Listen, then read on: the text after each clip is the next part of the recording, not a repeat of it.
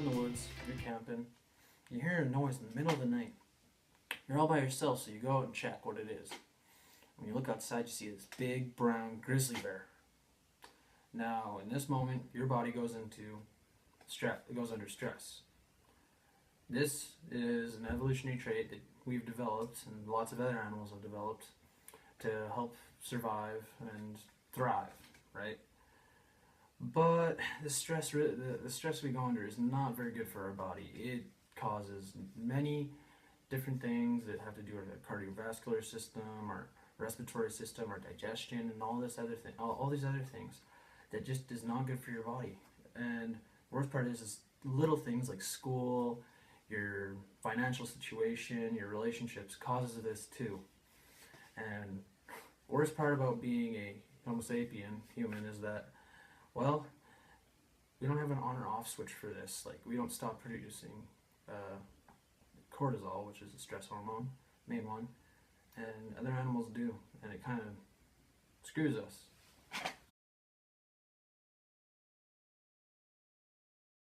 Now, when you're under this response, your body goes and starts pumping blood away from things that it won't need, like your reproductive system and your digestive system. Now, this is good for the time being if you're getting chased by a bear, but if it's just school and your financial situation and stuff like that over a long period of time, this is terrible for your body. But when you're under stress, your blood vessels also constrict, causing them, constrict, they shrink, and this isn't good. With the next thing it does is it also increases your blood sugar levels, giving you more energy to the things you need to give energy in your body, and that causes your blood pressure to go way up, and this over a long period of time is not good for your health at all. Your blood also begins to clot a lot more.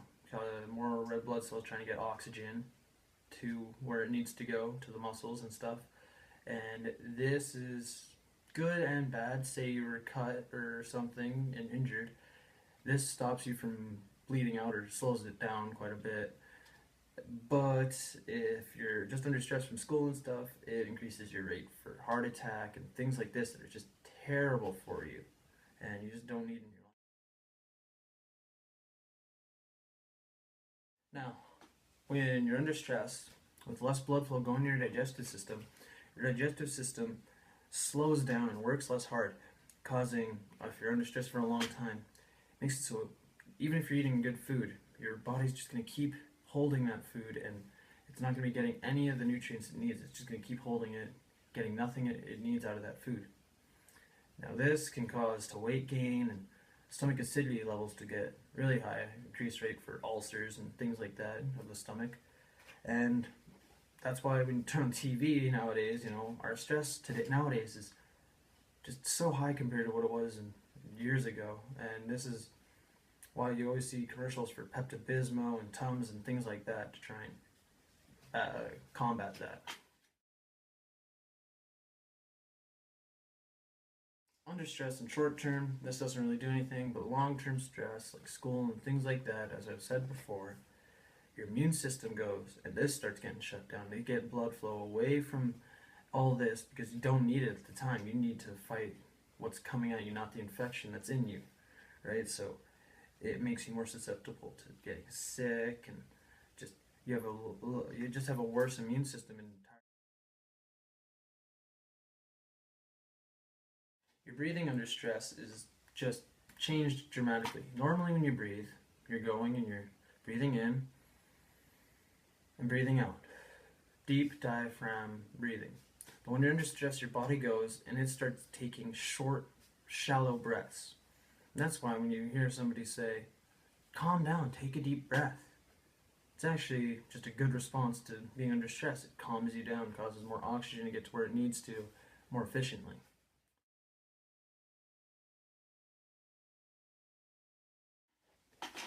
Other things that happen under stress include you sweat more.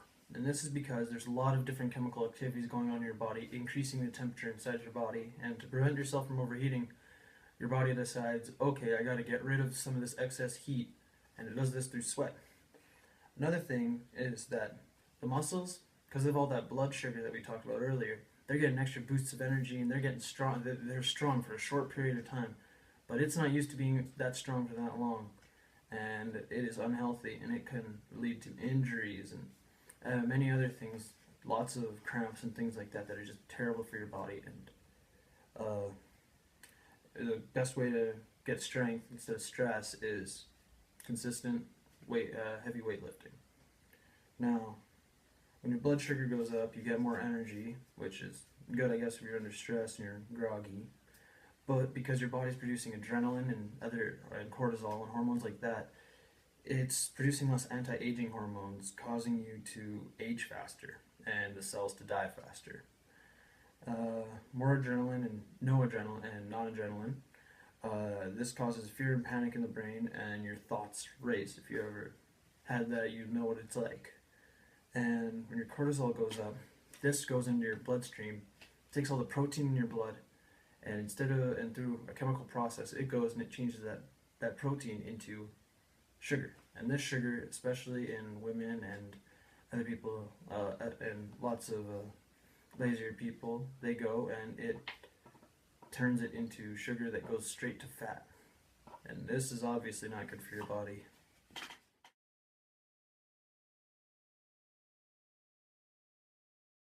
So what can you do to reduce your stress? Honestly, it's as easy as taking a deep breath or just getting good food in you, good sleep, good exercise, because lots of times it's little chemical imbalances too in your body. A good balance of work and fun is also great to have. If you want to try something new, go to yoga, maybe meditate, take breaks if you're working, a 10-minute break can do wonders, right? Avoid high caffeine, high sugar drinks, because this just is not good for your stress. Your stress just increases when you're on that stuff, as well as alcoholic drinks and stuff like that. And try and get outside as much as you can, because people who just seem to be outside seem to be a lot less stressed than people who are inside all day, right? And if that doesn't help, just try and find a trustworthy person like a psychiatrist or someone like that. And if you need it, take anti-anxiety medication, but only for a short period of time, because even that stuff not good for you.